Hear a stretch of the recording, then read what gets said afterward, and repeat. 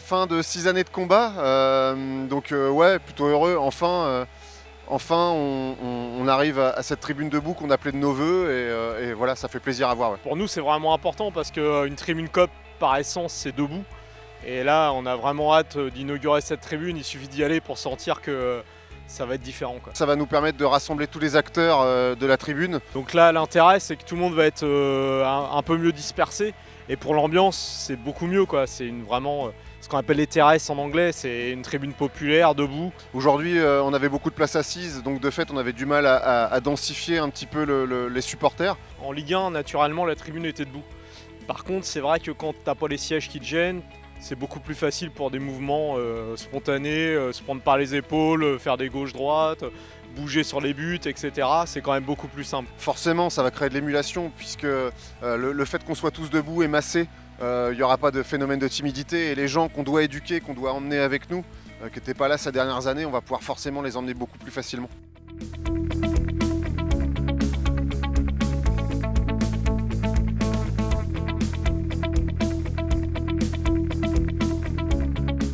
Nous, ce qu'on souhaite vraiment, c'est que le haut se mêle, le maximum se connecte au bas.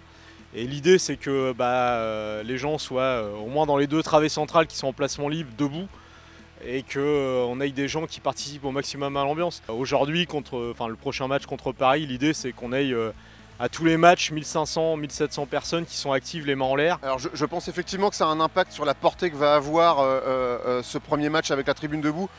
Ceci dit, ça va pour les médias et le grand public. Pour nous, le Paris Saint-Germain, ça représente rien. Que ce soit contre Rodez, contre Lens, contre Monaco, ça aurait été exactement la même chose. L'essentiel, c'est le Havre et c'est la tribune debout du Havre. Mais l'idée, c'est que quand on fasse qui ne saute pas n'est pas vrai, que ça soit avant le match ou pendant le match, et la tribune COP, ça soit le moteur et que tout le reste du stade nous suive, parce que c'est ce qu'on a fait contre Dijon ou même contre Lens, ça a marqué les esprits, mais il faut continuer, il faut vraiment que ça soit une marque de fabrique en France et que les gens, quand ils viennent au Havre, ils savent qu'il y a ce champ-là et que ça pète comme ça a pété contre Dijon, et je crois qu'on a vraiment marqué les esprits ce jour-là.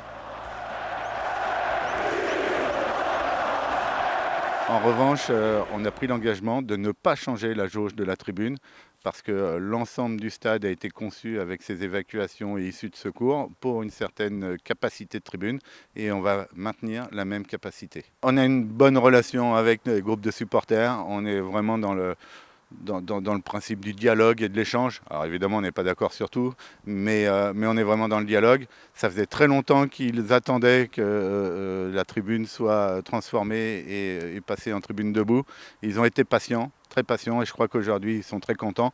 Et je pense que dimanche, ils vont le fêter dignement.